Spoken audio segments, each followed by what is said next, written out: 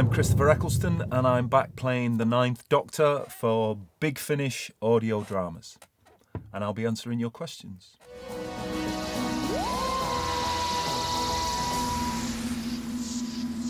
I'm a Brazilian fan, and my question is, how do you feel knowing that you're acting as the Ninth Doctor enchanted people all around the world and that all of them love you? Please send a kiss to my friend Pierre. Pierre, that's for you. Well, I feel enchanted back. It's a role that has brought me a great deal of love, and I return it with bells on. Have you heard Nick Briggs' impersonation of your Doctor? And what do you think of it? I have not heard Nick Briggs' impersonation of my Doctor, but I have heard Nick Briggs' impersonation of a Dalek, and it needs a lot of work, as does his Cyberman. Would you consider reprising your take as Macbeth for an audio drama with Big Finish?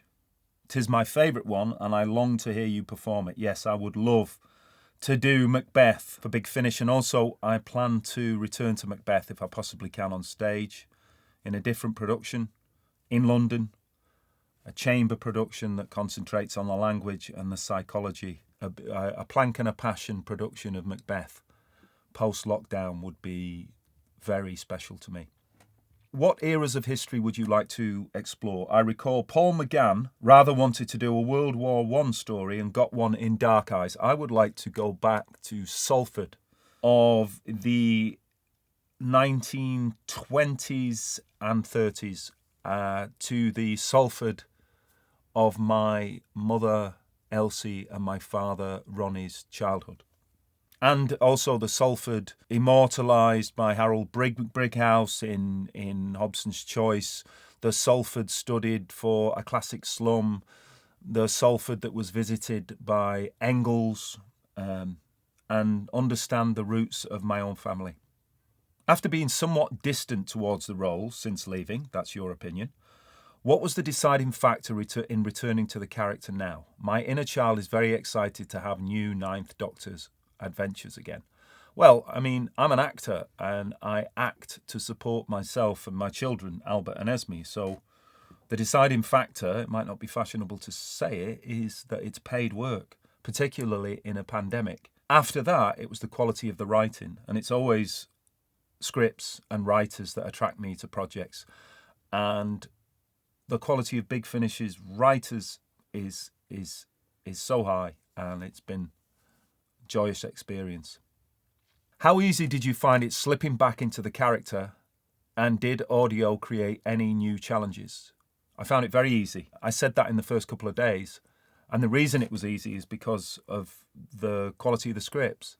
I think the people who write these Big Finish audios have immersed themselves in the series, so they're very acquainted with the voices of all the characters, all the doctors and all the actors who played it, so it was very easy for me. The challenges were for me to keep still. Wilfredo, who I work with a lot as a sound engineer, I drive him mad. He makes me wear a straitjacket. My Doctor was quite physical, and I tend to kick things and knock things over and over-physicalise. And all that has to be actually placed into the voice rather than the body. So that's been a challenge for me, keeping still. But that's been challenge for me all my life. Would you like to do a story with a classic Doctor, and which would you want to do it with? Who is a classic Doctor? That's all a matter of opinion. They're all classic Doctors. I would like to act with Patrick Troughton, but Patrick has passed, so I'd settle for his son, David, who's a wonderful actor.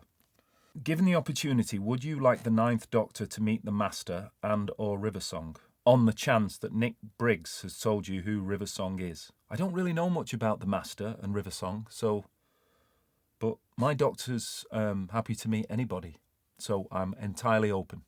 The most important question, do you have the leather jacket? No, I don't have the leather jacket, and I don't know what happened to it. If you could choose a more serious subject matter for a story, what would you go for? Climate change? The issues surrounding homelessness? Anything else? Your activism is such an important aspect, and like Katie Manning, it's great to see you using your influence for good. I think climate is the massive issue, isn't it? And I think the Doctor historically has always been interested in that. He talks about the apes that inhabit this planet and the damage they do to it and to each other. It's been a trope about throughout the series, the history of the series, to protect the planet Earth and the apes on it. It would be very interesting for the Doctor to meet Attenborough. And yes, homelessness. I'm an ambassador for Big Issue. It's something very close to my heart. And this pandemic has meant that Big Issue sellers have been cut off from their livelihood. And we will see homelessness increase tenfold in the next 1, 2, 3, 4, 5 years. I think that's a huge issue. And I think the beauty of Doctor Who is it can deal with things like that without soapboxing. But certainly that's something I think the Doctor is interested in, the benighted members of society. So both those issues will be interesting. The beauty of Doctor Who is it can adapt. Simply, what does it mean to you personally to be playing the 9th Doctor again after all this time? It's a joy.